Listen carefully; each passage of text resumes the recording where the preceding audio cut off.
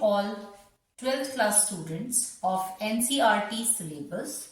Students, today we will start with the chapter Primary Activities of your books Fundamental of Human Geography. Primary activities. We will start with the meaning of the word primary activities. What are primary activities? Activities that are directly related to nature.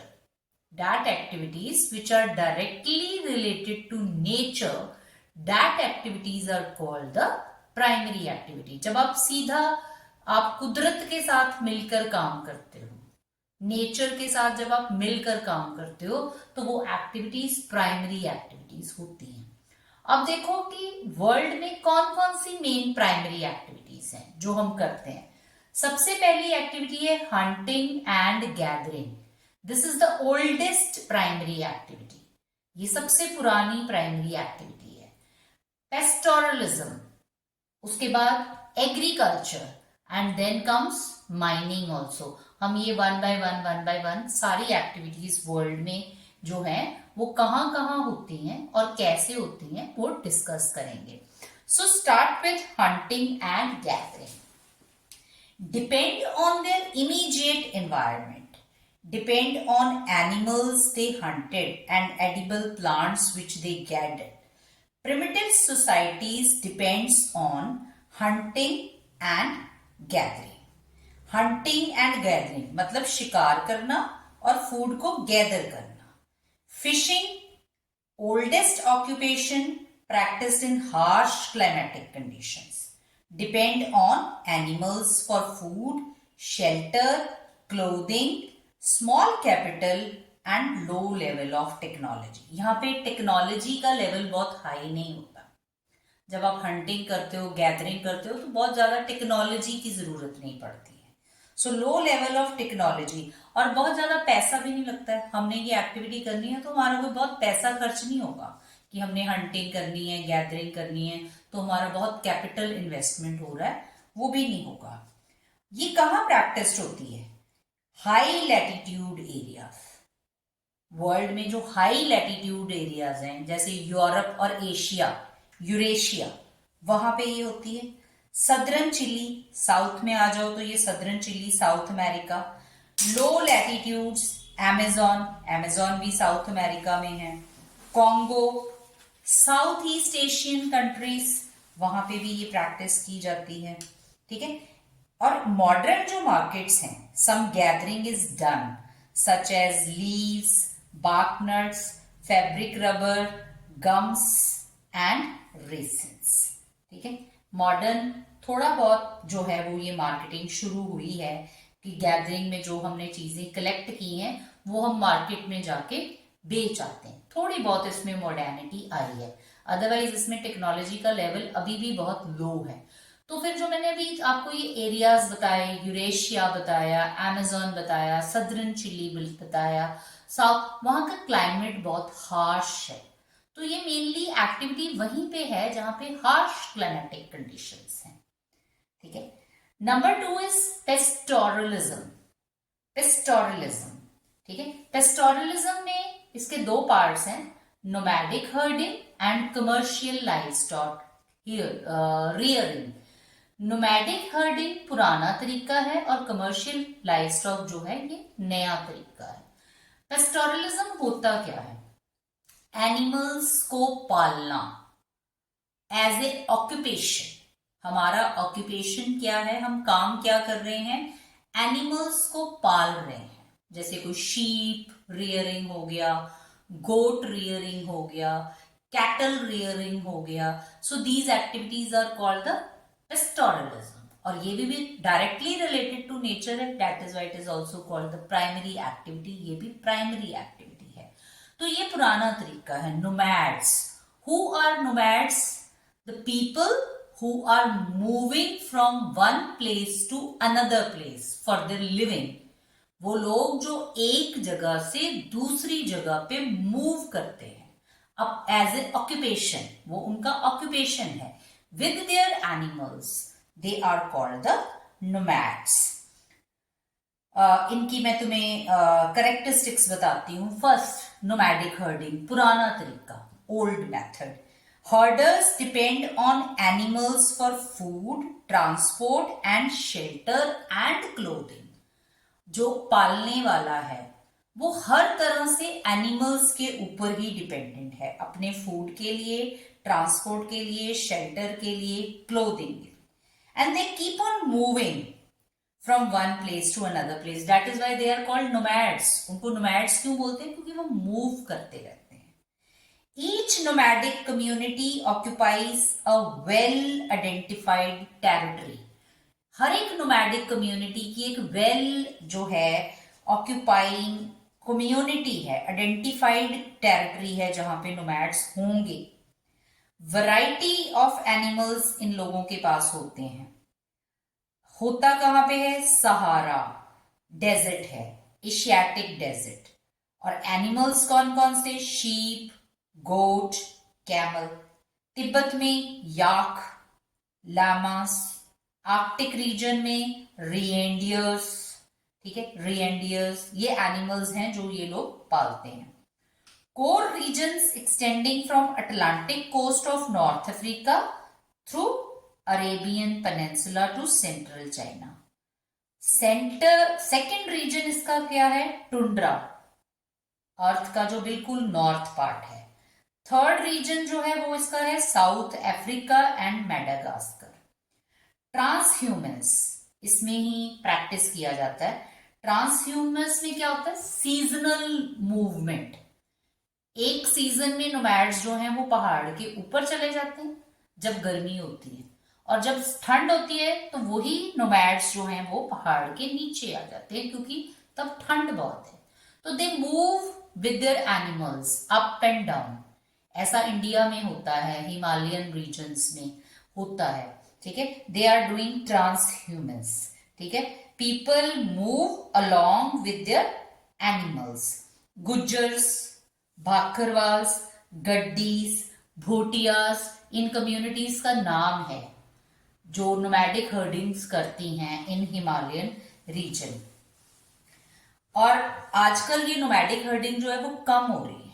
The number of pastoral nomads are decreasing, ठीक है। New settlements plans by different countries. तो ये पुराना तरीका है animals को पालने का। Now the new method, commercial livestock rearing. ये ऑर्गेनाइज्ड है, ऑर्गेनाइज्ड वे। इसमें पैसा बहुत खर्च होता है, कैपिटल इंटेंसिव है। परमानेंट एक ही जगह पे रह के ये जो है वो प्रैक्टिस की जाती है। And larger areas are divided into parcels. Animals are move from one parcel to another. एक बड़ा एरिया है, उसको डिफरेंट डिफरेंट कंपार्टमेंट्स में डिवाइड कर दिया जाता है। तो एनिमल एक कंपार्टमेंट से दूसरे कंपार्टमेंट में, एक पार्सल से दूसरे पार्सल में मूव कर सकता है। Number of animals are kept based on the capacity. यहाँ पे बहुत सारे एनिमल्स रखे जा सकते हैं, डिपेंड करता है कि ये लाइव स्टॉक रेंज कितना बड़ा है, उस पर डिपेंड करता है।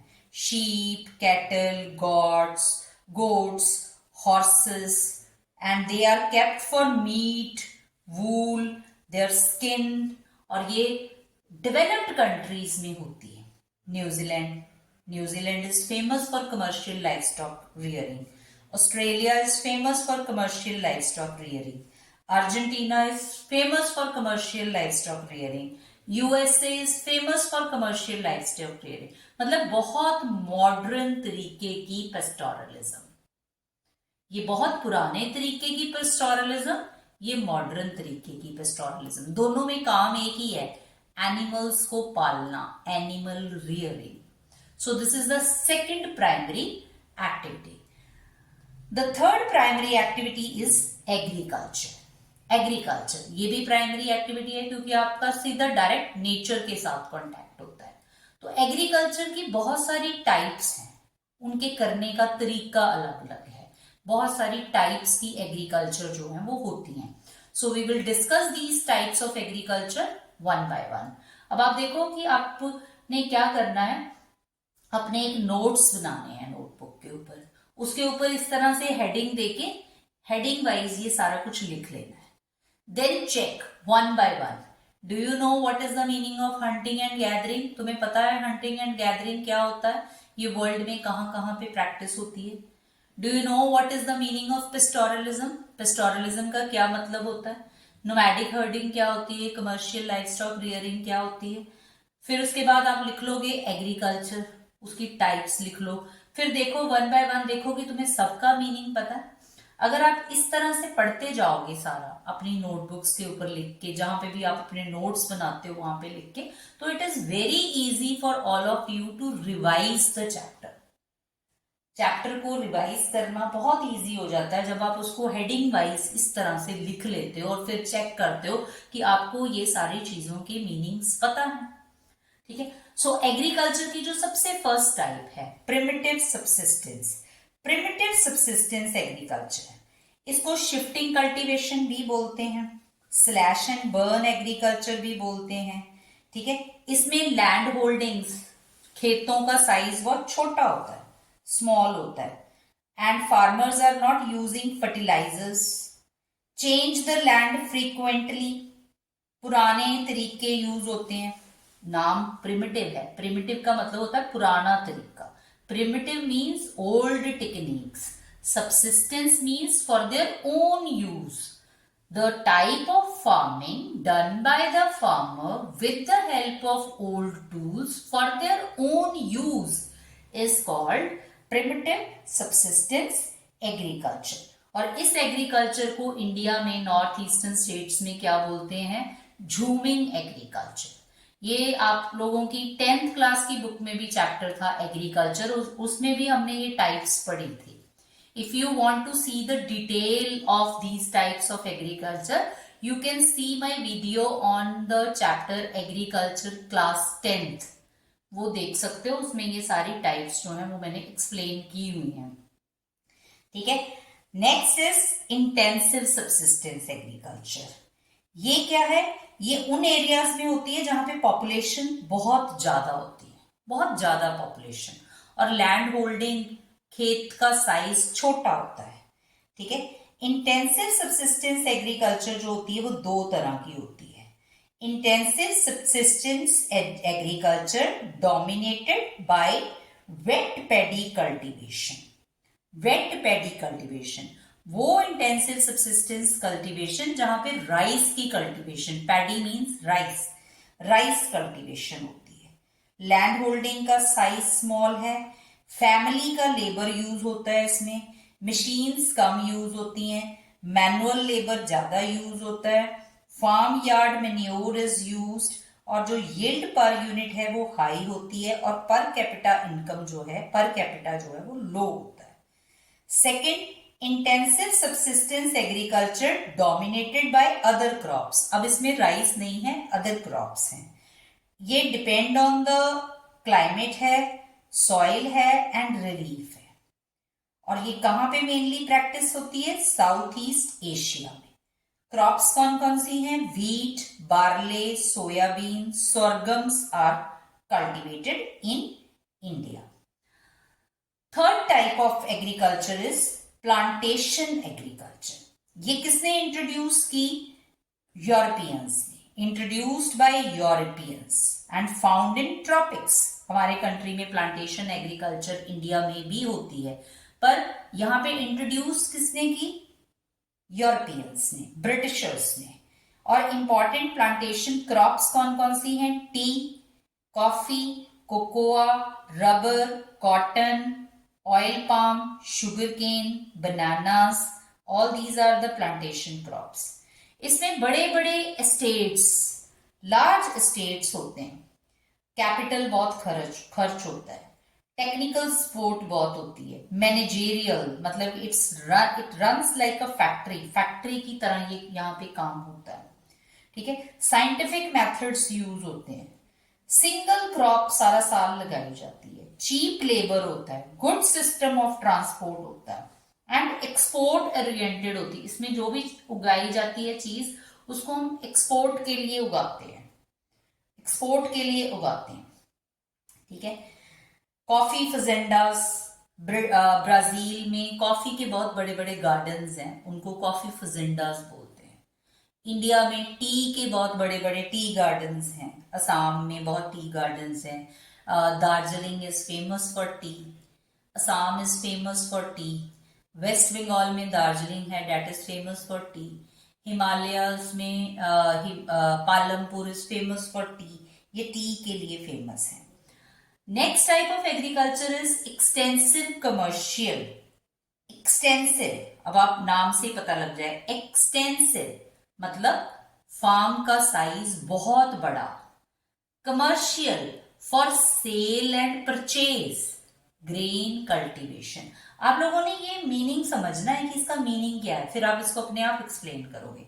एक्सटेंसिव का मतलब बहुत बड़ा farm, commercial means for sale and purchase, ठीक है, दैट टाइप ऑफ एग्रीकल्चर। तो ये कहां पे होती है? Mid latitudes, semi arid area. इसमें मेन क्रॉप कौन सी है? Wheat, corn, barley, oats and rice are also grown. Size extensive, बहुत बड़ा है, लार्ज होल्डिंग है। मशीन्स यूज होती हैं।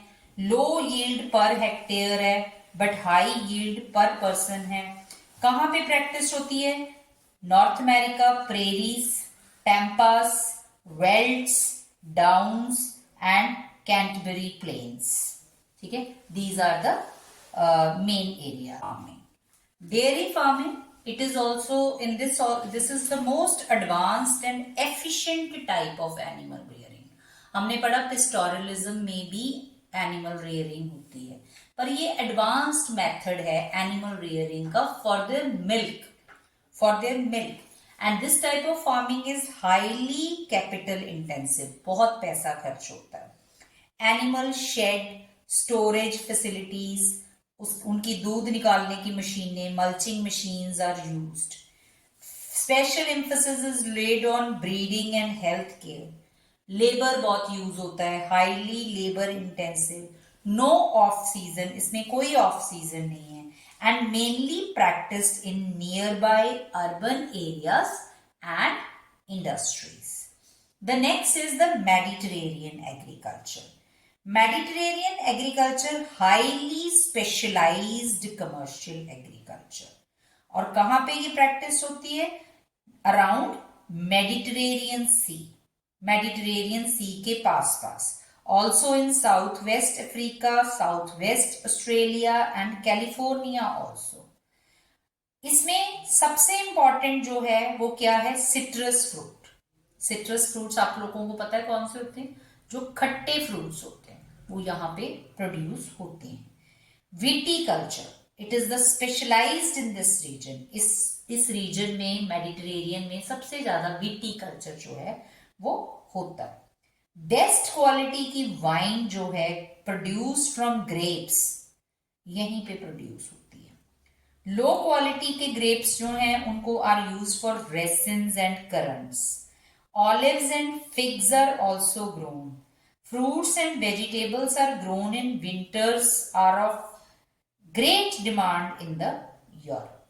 ठीक है, तो this is the characteristics of this type of agriculture. The next is the market gardening and horticulture. इसमें क्या होता है? Vegetable, fruits and flowers are grown.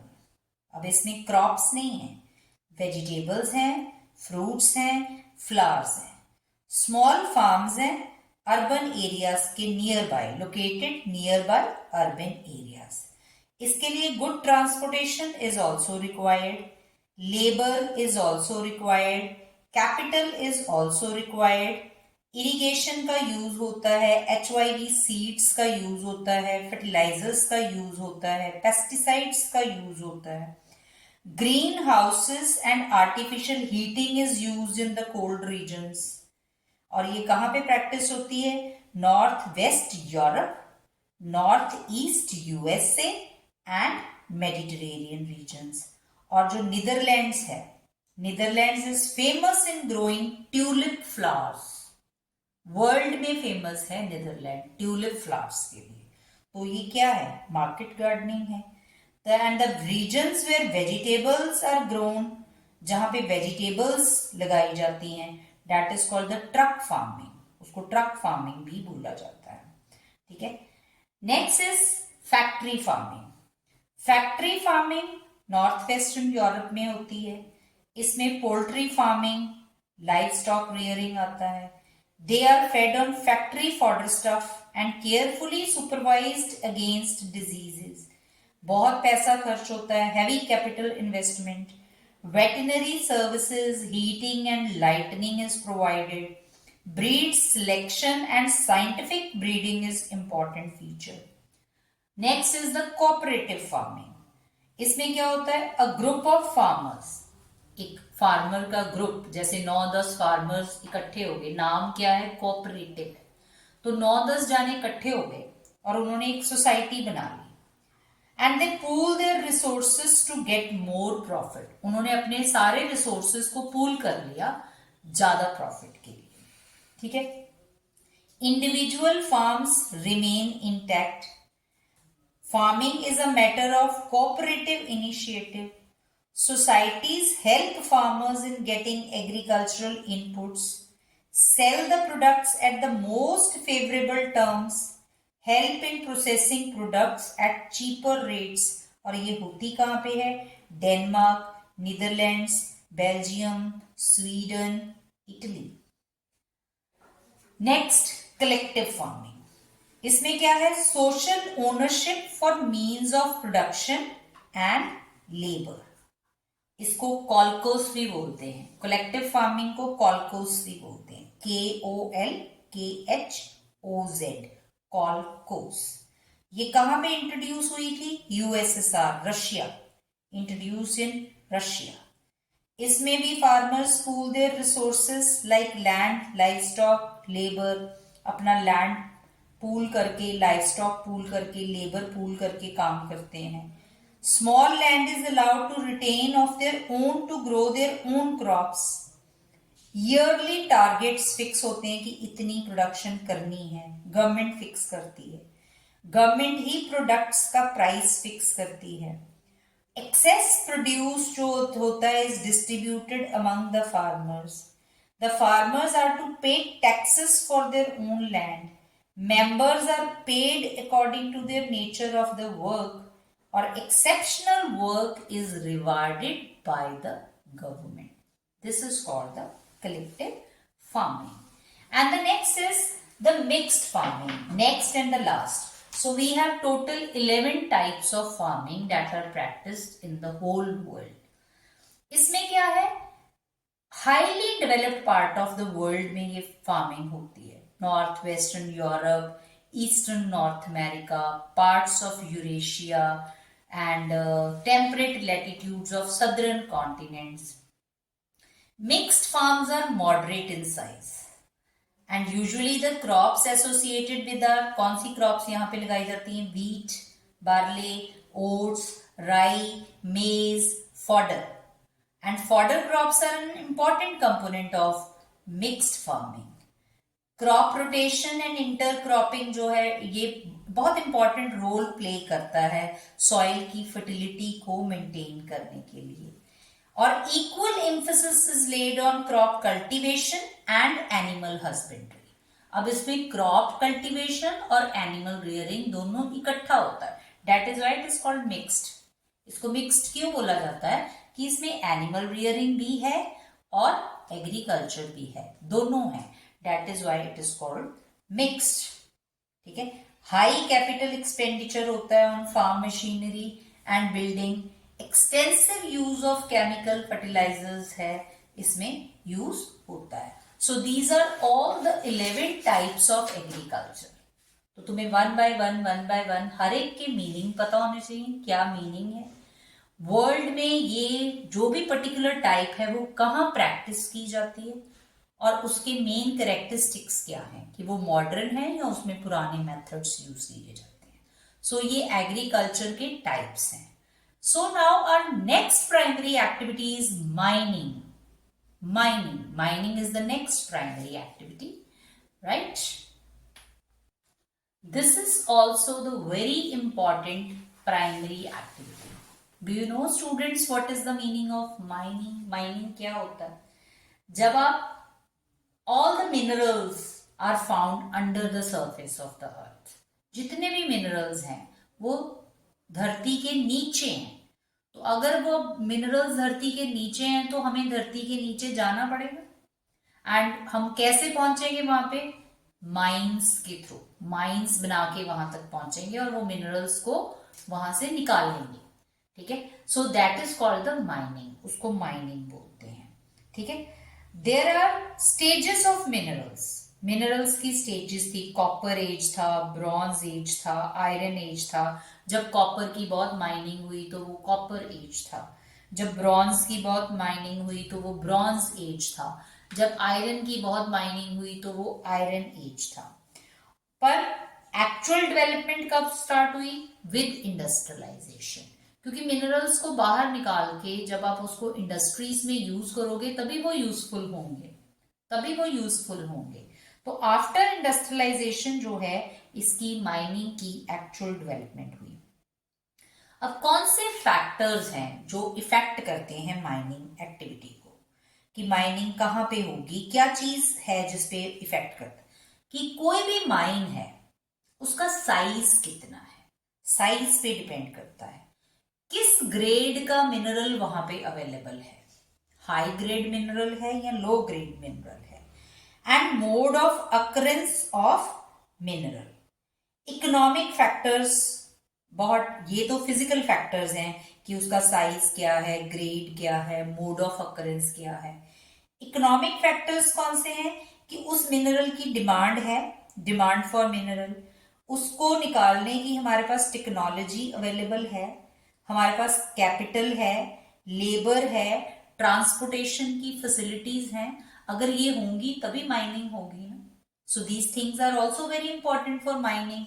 Mining के लिए economic factors are also very important and the physical factors are also very important.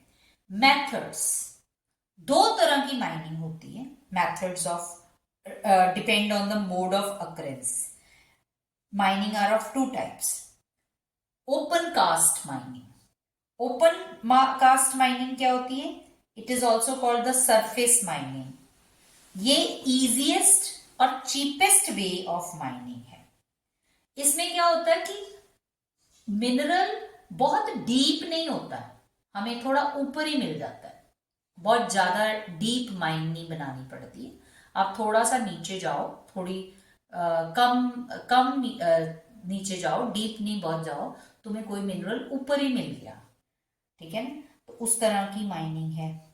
इसमें बहुत ज्यादा safety precaution की जरूरत नहीं पड़ती, low safety precautions and large and quick output, output आपको जल्दी मिल जाता है।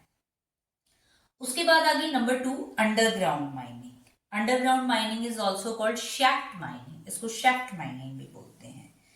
इसमें vertical shafts to be made, minerals are extracted and sent to surface. Minerals को बहुत नीचे से निकाला जाता है। इट रिक्वायर्स, अब बहुत नीचे जाना है तो स्पेशलाइज्ड ड्रिल्स चाहिए, लिफ्ट्स चाहिए, हॉलेज व्हीकल्स चाहिए, वेंटिलेशन का सिस्टम भी होना चाहिए, क्योंकि बहुत नीचे जाओगे सांस लेना भी मुश्किल हो जाएगा, वो वेंटिलेशन का सिस्टम भी होना चाहिए। और ये मेथड जो है वो रिस्की है। Poisonous gases, fires, floods leads to accidents, इसमें एक्सीडेंट के चांसेस ज्यादा होते हैं। बहुत इन्वेस्टमेंट की जरूरत है। And developed countries are showing less interest, but developing countries are more interest due to large labour availability. Developed country जो है वो इसमें कम इंटरेस्ट शो करते हैं। डेवलपिंग कंट्री में लेबर बहुत है, दे कैन यूज लेबर क्योंकि पॉपुलेशन ही बहुत है। तो डेवलपिंग कंट्रीज जो है वो इसमें अपना ज्यादा इंटरेस्ट जो है वो शो करते हैं। So this is all about our chapter primary activities.